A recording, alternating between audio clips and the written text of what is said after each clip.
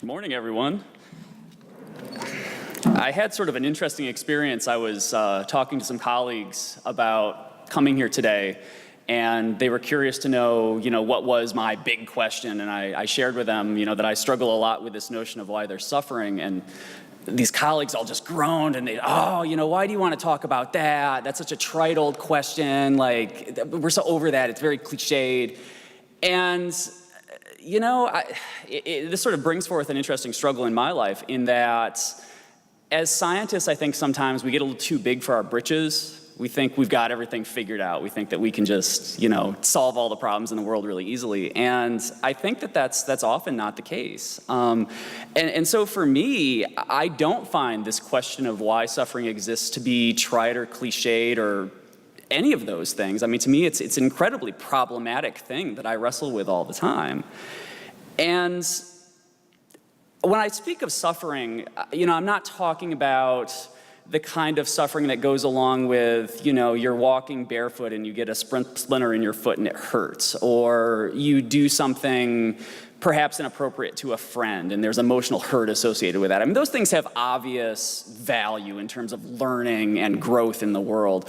The kind of suffering that I'm speaking of is stuff that I think to many of us seems sort of inherently pointless, stuff that it's not clear why it is that might exist. So for example, I'm a scientist, so I'll use a sort of example from the natural world. Think for a minute about predator-prey interactions. So you've got a cheetah and the cheetah's hunting a gazelle and it takes the gazelle down, right? And there reaches a point where the gazelle is clearly going to die. It's not going to survive this particular predatory interaction. And yet the gazelle suffers to the very end. It's wretched, it's horrible. And my question of the world is, why does it have to be that way? I'm a neurobiologist, I study brain chemistry.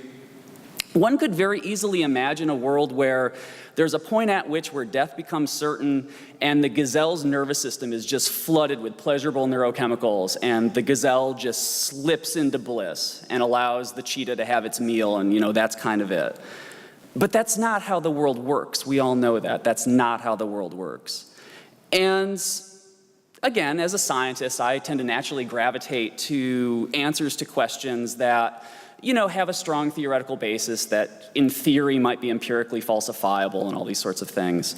So, scientists have thought about this question of suffering, like the gazelle of which I speak, and a lot of scientists, fall sort of in rank and file with folks like Richard Dawkins and sort of have these very traditional gene-based evolutionary explanations, and they think they've got it all figured out. And so the answer to my question, and this is the very answer I received from some of my colleagues when I brought this up, was like, oh, this is so simple, the gazelle suffers because there's an off chance that the gazelle might yet survive and escape from the clutches of the cheetah, and so then, obviously it's going to want to be motivated to promote its genes, and so that's why the thing suffers and struggles to the very end.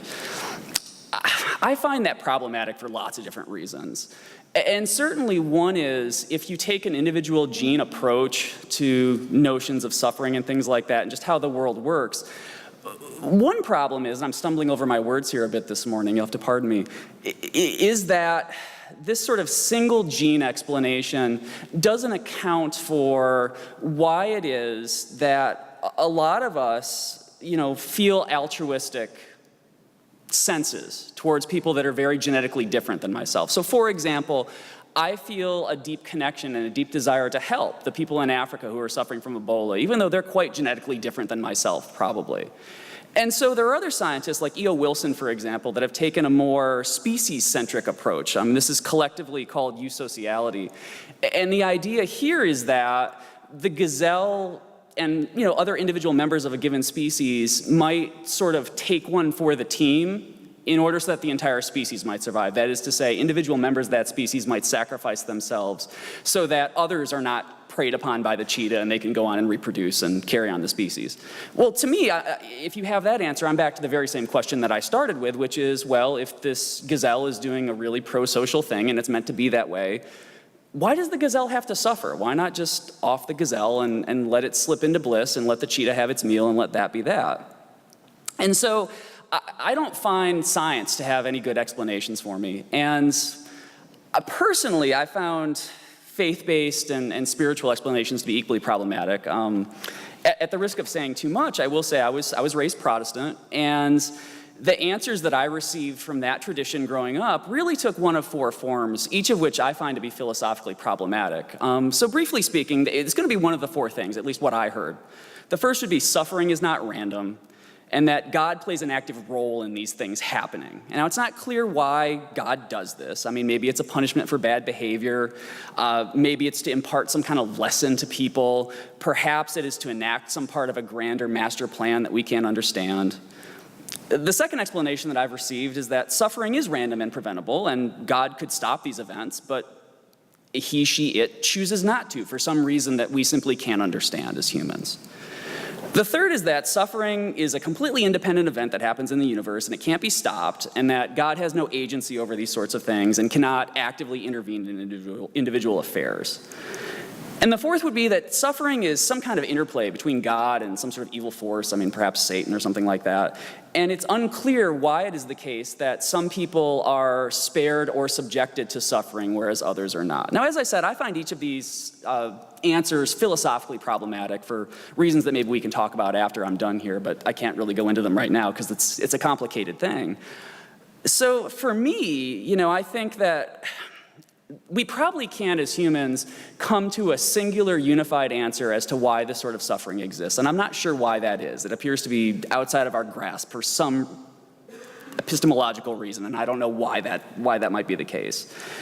So for me personally, the way in which I think about suffering when I'm faced with it in my own life. So for example, I'm from New York, and this time of year, I'm always just flooded with stuff related to 9/11. It's like kind of a big deal for me. And so I think about that a lot during September.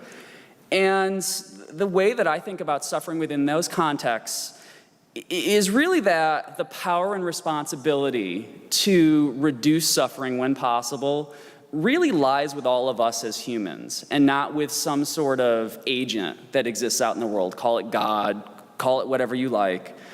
And I think it's interesting when you compare the human condition relative to that of the cheetah and the gazelle, in that the cheetah and the gazelle appear to be generally powerless to act and recognize and in some ways change their lot in the world. Whereas humans appear to be endowed with, for whatever reason, the ability to do that. We can recognize problems. We can recognize situations within which we have power to make change and make things better in the world. So I will leave you with a thought that, for me, I think that we probably can't and we probably shouldn't expect someone or something that exists out in the world to try to change things and minimize suffering for us, but rather the responsibility really lands squarely in our laps as concerned humans in the world. Thank you.